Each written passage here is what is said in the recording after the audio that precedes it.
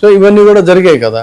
So ఈ పరిస్థితుల్లో మరి రామ్మోహన్ నాయుడు గారి యొక్క స్థానచలనం అప్పుడు అంటే వివాదాస్పదమైనటువంటి అంశాలు చేస్తే దాని ఎఫెక్ట్ ప్రధాని మీద కూడా ఉంటుంది. అందుకని అప్పటికప్పుడు అయితే ఏమీ చేయలేదు. కాకపోతే మరి ఇప్పుడు ఏమైనా with the consultation of Chandrababu Naidu గారు ఆయన ఏమన్నా మార్చేటువంటి అవకాశం ఉందా అనేది కూడా జాతీయ స్థాయి మీడియాలో అయితే అక్కడక్కడ ఈ చర్చ వస్తున్నటువంటి మాట. సో ఇది ఇలా ఉంటే ఎందుకంటే ఇప్పుడు ఈయన్ని తీసేసేటట్టయితే పురంధేశ్వరి గారు చాలా రోజుల నుంచి ఎదురు చూస్తున్నటువంటి మాట. పురంధేశ్వరికి ఖచ్చితంగా క్యాబినెట్లో చోటు ఉంటుంది అని. తర్వాత ఏంటి అసలు ఈ కూటమి ఎన్నికలకు ముందు కానీ ఎన్నికల తర్వాత కూడా కొంతకాలం చాలా యాక్టివ్గా అనేక రకాలైన వివాదాస్పద అంశాల్లో కూడా ఏది మద్యం అమ్మకాలకు సంబంధించి ఆ బ్రాండ్లు రేట్లతో సహా కూడా ఆవిడ చాలా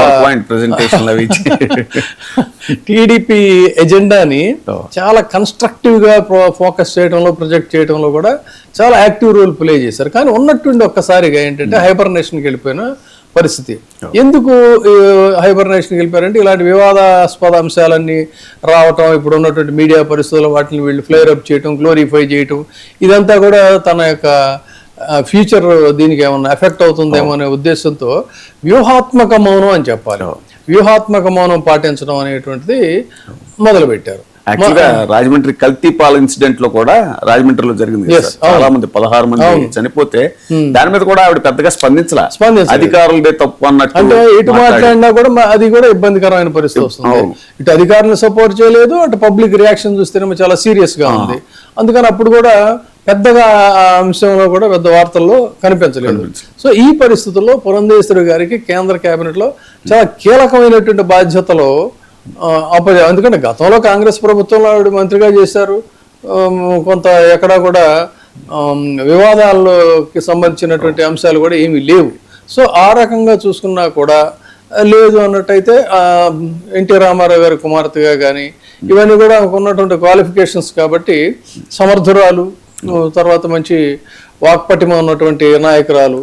సో మరి సంప్రదాయ ఓటర్లలో కూడా ఒక ఇమేజ్ ఉన్నటువంటి వ్యక్తి కాబట్టి తనకి ఒక ఇస్తారు అనేటువంటిది ఒక ఆలోచన ఉంది. ఇచ్చేటట్టయితే మరి తెలుగు రాష్ట్రాల నుంచి ఇద్దరు ఉంటారా, లేదు అన్నట్లయితే మనం ముందు మాట్లాడుకున్నట్టుగా రామ్మోహన్ నాయుడు గారిని రీప్లేస్ చేసి ఇక్కడ ఇస్తే మళ్ళీ అక్కడ ఏమవుతుందంటే బ్యాలెన్స్ తప్పుతుంది. పురంధేశ్వరి గారు బిలాంగ్స్ టు బీజేపీ. ఇప్పుడు ఆవిడ హార్ట్ బీట్స్ టువర్డ్స్ టీడీపీ అనో ఏదైనా కూడా, బట్ పార్టీ పరంగా గుర్తింపు పరంగా చూసుకున్నప్పుడు ఏంటంటే ఆవిడ ఇప్పుడు టీడీపీలో బీజేపీలో ఉన్నారు. బీజేపీ నుంచి భూపతిరాజు శ్రీనివాస్ వర్మ ఆల్రెడీ ఉన్నారు. సో అందుకని మరి ఇప్పుడు ఆయన కూడా వినిపిస్తా ఉంది, ప్రమాద గంటికలు ఆయనకి కూడా వినిపిస్తాం. ఒకవేళ పురంధేశ్వరి గారినే పెట్టాలి అనుకున్నట్టయితే మరి భూపతిరాజుని తప్పిస్తారా, ఇది రామ్మోహన్ నాయుడు గారిని అనివార్యంగా ఉంచాల్సి వస్తే భూపతిరాజు గారిని తప్పిస్తారా, భూపతిరాజు గారిని తప్పించి ఆ ప్లేస్ ని పురంధేశ్వరి గారితో భర్తీ చేస్తారా? అది కూడా కాదు అంటే ఇంకొకటి కూడా కొత్త పేరు వినిపిస్తుంది. ఏంటంటే భూపతిరాజు గారు ఉంటారు, పురంధేశ్వరి గారు ఉంటారు, రామ్మోహన్ నాయుడిని తప్పించేటట్టుగా మళ్ళీ ఆ జిల్లా నుంచి అది అక్కడ పెద్దగా ఇక్కడ అంతగా ప్రచారం లేనటువంటిది ఆయన పేరు కూడా పరిశీలనలో ఉంది అనేటువంటిది మనకి విశ్వసనీయ వర్గాల ద్వారా మనకి తెలుస్తుంది. ఏంటంటే ఎందుకంటే ఒక